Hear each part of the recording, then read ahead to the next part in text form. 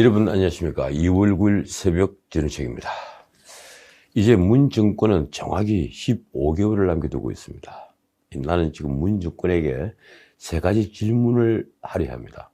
첫째, 이 정권 들어서서 나아진 것이 무엇인가? 문 대통령 취임사는 화려하고 감성적이었습니다. 그는 취임사 모두에서 이게 나라냐며 나라를 나라답게 만들겠다고 약속했습니다. 그 약속은 과연 지킨 것인가요? 혹시 민주주의가 조금이라도 나아진 게 있습니까? 권위적 대통령을 청산하겠다며 주요 사안은 대통령이 직접 언론에 브리핑하겠다고 한 약속은 왜 헌신 짝처럼 버렸습니까? 야당과 정례적으로 만나 국정을 의논하겠다는 약속은 어떻게 된 것인가요? 취임사에서 한 수많은 약속을 지금 따질 생각은 전혀 없습니다. 그건 모두 거짓말이었습니다. 그래도 딱 하나는 짚고 가야겠습니다. 바로 이 말입니다. 기회는 평등하고 과정은 공정하며 결과는 정의로운 것일 거라고 거듭 다짐했던 약속 말입니다. 혹시 조국의 딸 조민이 어진원을 무사히 마치고 의사가 된 것이 그러한가요? 그와 비교되는 최순실의 딸 정유라는 아시안게임 금메달리스트로서 이대의 체육특기생으로 입학했습니다.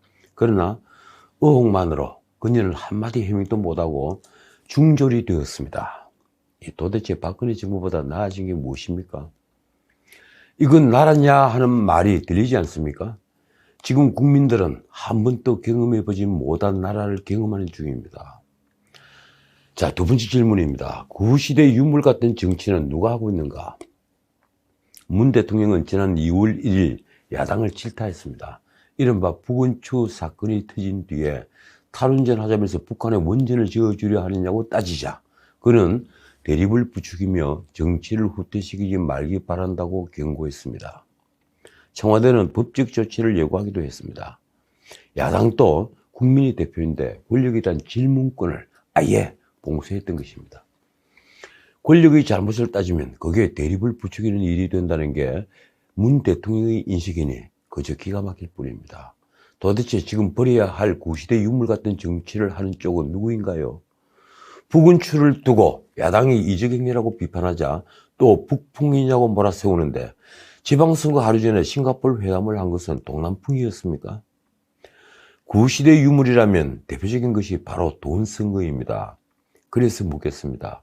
만약 입장을 바꿔 민주당이 야당이라면 지난 총선 이틀 전에 돌봄 수당 1조 원을 뿌린 것을 뭐라고 했겠습니까? 그건 금권 선거가 아니고 육아로 어려운 젊은 부부들을 위한 배려입니까? 만약 보수정당 대통령이 전 국민에게 재난지원금을 준다며 선거 직전 미리 신청을 받으라고 지시했다면 민주당은 뭐라고 했을까요? 아마도 광화문에 100만 명이 모여서 촛불을 들고 부정선거를 규탄하지 않았겠습니까?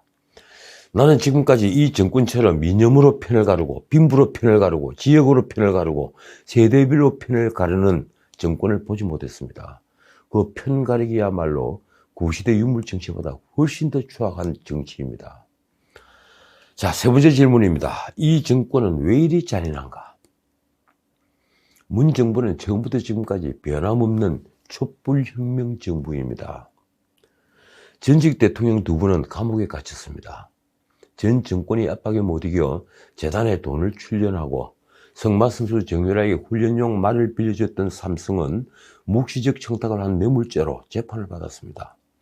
이 정권에서는 기업이 스포츠나 사회 기회를 위해 한 푼도 쓰지 않았는지 나중에 따져볼 일입니다. 박근혜 정부에서 국정원장을 지냈던 세 사람은 국정원 예산을 청와대에 보낸 죄로 모조리 감옥에 갔습니다. 장관도 비서실장도 청와대 수석도 온갖 적폐로 감옥에 갔습니다. 그뿐이 아닙니다. 문 정부 들어 말을 제대로 듣지 않는 공무원들은 하나같이 좌천당해서 한직에 내몰렸습니다. 그 대표적인 곳이 바로 검찰입니다. 조국 추미애 박범계로 이어지는 법무부 장관들은 검찰 개혁의 명분으로 검찰을 말 잘 듣는 애완견으로 만들려 했습니다. 사법부 역시 똑같았습니다. 정권의 편인 특정 연구회 출신이거나 판사 블랙리스트 조사에 참여한 인사들은 핵심 요직을 차지했습니다. 임종원 전 법원행정처 차장 재판을 맡은 윤종섭 부장판사는 6년째 서울중앙지법에 유임됐다며 가히 사법농단적 인사라는 지문기사가 떴습니다. 반면 정권이 눈밖에 벗어난 임성근 판사는 사표조차 수리하지 않다가 임기가 한 달도 남지 않았는데 국회에서 탄핵 소추를 했습니다.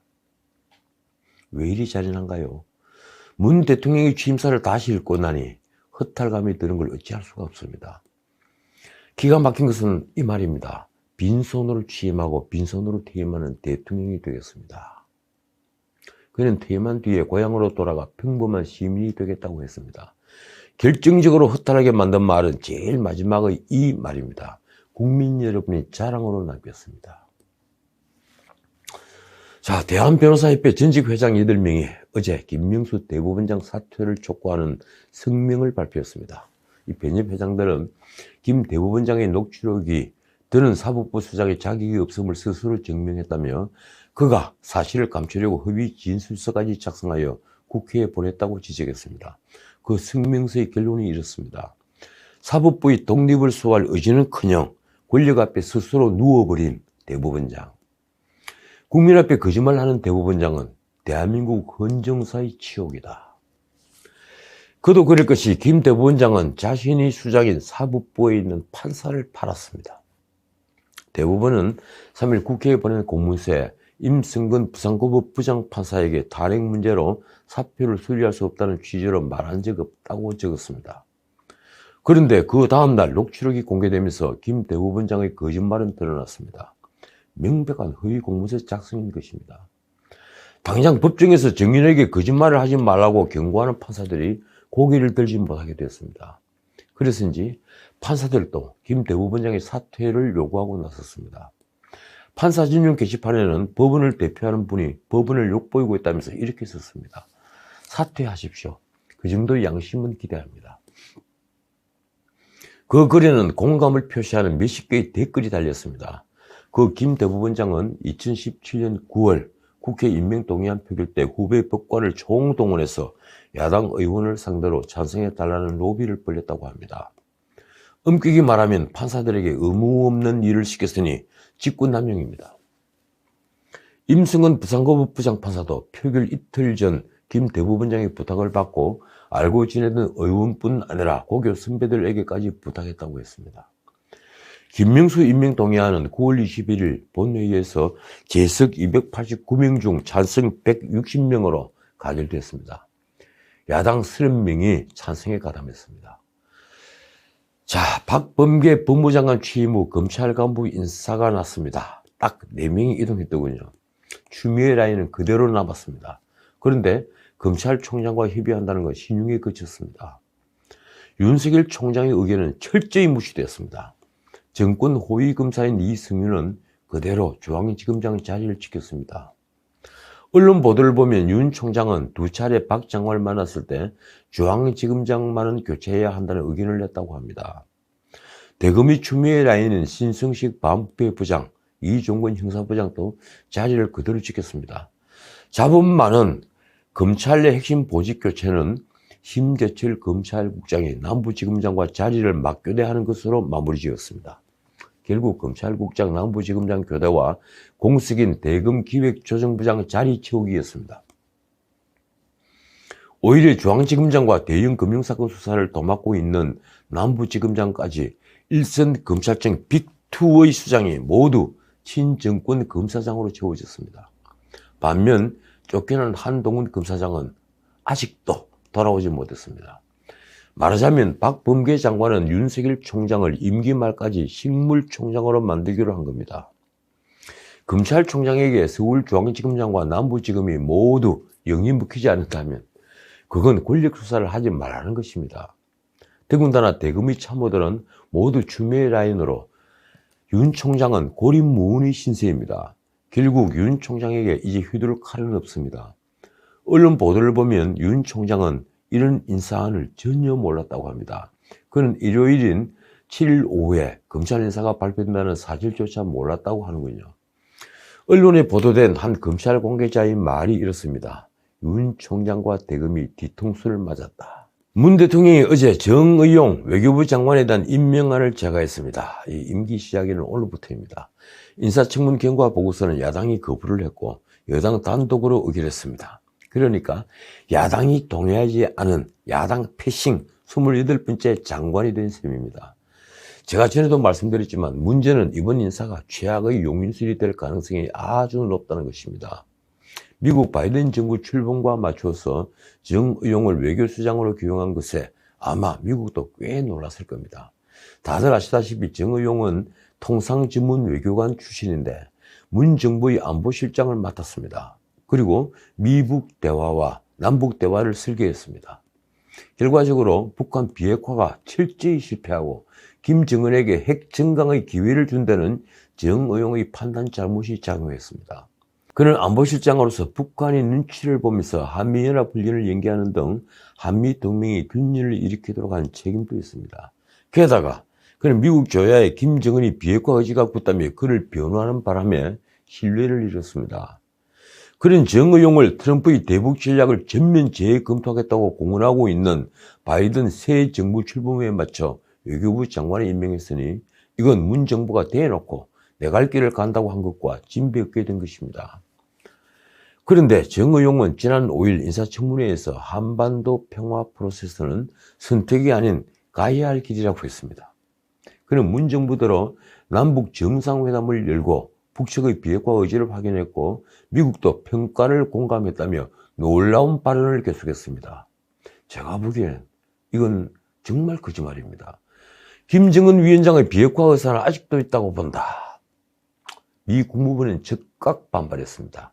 국무부 대변인은 논평 요청에 이렇게 말했습니다. 북한의 불법적 핵과 미사일 프로그램 그리고 관련된 고급 기술을 확산하려는 의지는 국제 평화와 안보에 심각한 위협이 되고 있다.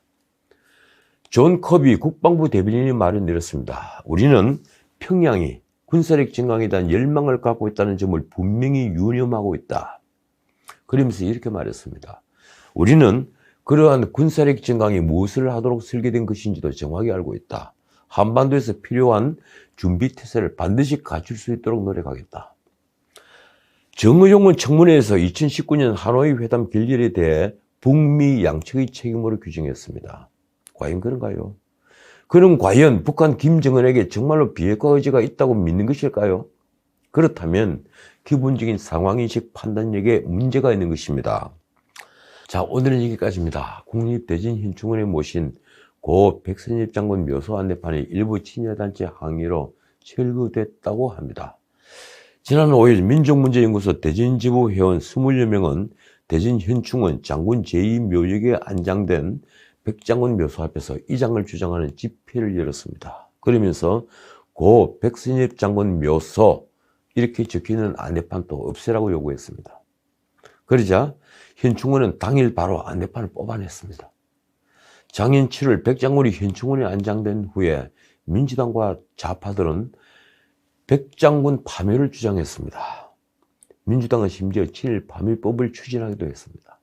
보훈처는 홈페이지의 백장군 정보란에 친일 반민족 행위자라는 문구를 명시했습니다.